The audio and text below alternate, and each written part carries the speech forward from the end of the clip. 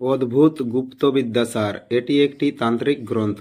এই গ্রন্থের মধ্যে যে সমস্ত মন্ত্র উল্লেখ করা হয়েছে এ মন্ত্র সকলেই কার্যকারী।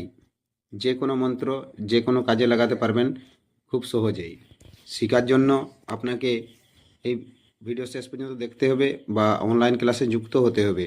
আমি আজকে আপনাদেরকে দেখাতে চাই যে এই যে গ্রন্থ অদ্ভুত গুপ্ত বিদ্যাসার শ্রী ভৈরব শাস্ত্রী লিখেছেন এবং এর মধ্যে যে সমস্ত মন্ত্র উল্লেখ করা হয়েছে সবই মন্ত্র কাজ করে। আমরা এই মন্ত্র থেকে অনেক রকম কাজ করে থাকি এবং আপনাদেরকে সেই সব মন্ত্র শেখানো হবে অনলাইন এবং অফলাইন দুইভাবে। আপনার যে যেটা ধরনের শিখতে চাইবেন সেভাবেই আপনাদেরকে শিক্ষা দেওয়া হবে, কোনো অসুবিধা নেই। তো অনলাইনে যোগাযোগ করার জন্য হোয়াটসঅ্যাপে যোগাযোগ করবেন, অথবা না হলে আমাদের এই ভিডিওর নিচে লিঙ্ক পেয়ে যাবেন ডিসক্রিপশনে, সেখান থেকেও আপনি যোগাযোগ করতে পারেন। আর দেখুন, এখানে অনেক ধরনের মন্ত্র দেয়া রয়েছে, যেগুলো আপনারা দেখতে পাচ্ছেন। এখন আমি বলে বোঝাতে পারছি না, সময় অনেক কম। তো তার মধ্যে আরও অন্যান্য যে মন্ত্র আছে, অনেক ধরনের মন্ত্র আছে, সবগুলোই আপনারা শিখতে পারবেন আর অনেক ধরনের কাজ আপনারা করতে পারবেন। আর আজকে দেখুন প্রথম অধ্যায়ে কি মন্ত্র দেওয়া রয়েছে। প্রথম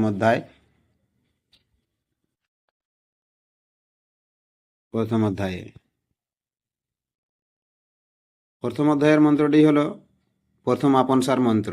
বলছে, আপনার শরীর রক্ষা করার নাম আপনসার। নিম্নলিখিত মন্ত্রসমূহ পাঠ করিয়া আপন গাত্রে তিনবার তিনটি ফুঁ দিয়া নিজ ইচ্ছা মতো যেখানে যাওয়া যাক না কেন, কোনোই আপদ বিপদ ভয় থাকে না। দেখুন মন্ত্রটা কেমন বলে লেখা আছে। দেবাদিদেব মহাদেবে শরণ করিয়া গৌরীমাতার পদযুক্ত মনেতে ভাবিয়া পর্বত মস্তকে করি চলে হনুমান উপনীত হইল যথা পড়েছে লক্ষণ, অষ্টাঙ্গ বন্ধন সে যে তাহারও করিল ভয়েতে পালাইয়ে গেল যত রক্ষকুল। হাত বন্ধ পেট বন্ধ আর বন্ধ গোলা, মস্তক বন্ধ পদ বন্ধ চক্ষে দিয়া সোলা, বাঁধিলাম সর্বঙ্গ গৌরীমাতার বরে, গুণীর বানেতে মোর কি করিতে পারে, কাউরের কামাখ্যা মা দিয়েছেন বর, পড়িলাম মন্ত্র এবে হইয়া অমর, কার আজ্ঞে এদের দেখুন, কার আজ্ঞে, কাউরের কামাখ্যা মায়ের আজ্ঞে। কি বলছে? উক্ত মন্ত্র পাঠ করত গাত্রে তিনটি ফুঁ প্রদান করিয়া যথায় গমন করা যাক না কেন, হিংস জন্তুর বা গুণীনাদির ভয় থাকে না। এই মন্ত্রটি আপনারা যথাসম্ভব মুখস্থ করে নেবেন। আর অন্যান্য যে মন্ত্র দেওয়া আছে সব মন্ত্র আমি আপনাদেরকে নিয়ে আসব। তো ভিডিওটি ভালো লাগলে ভিডিওটিকে লাইক অবশ্যই করবেন।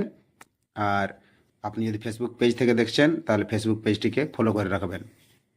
ঠিক আছে, আসুন ভিডিও শেষ করলাম। নমস্কার, জোহার, ধন্যবাদ।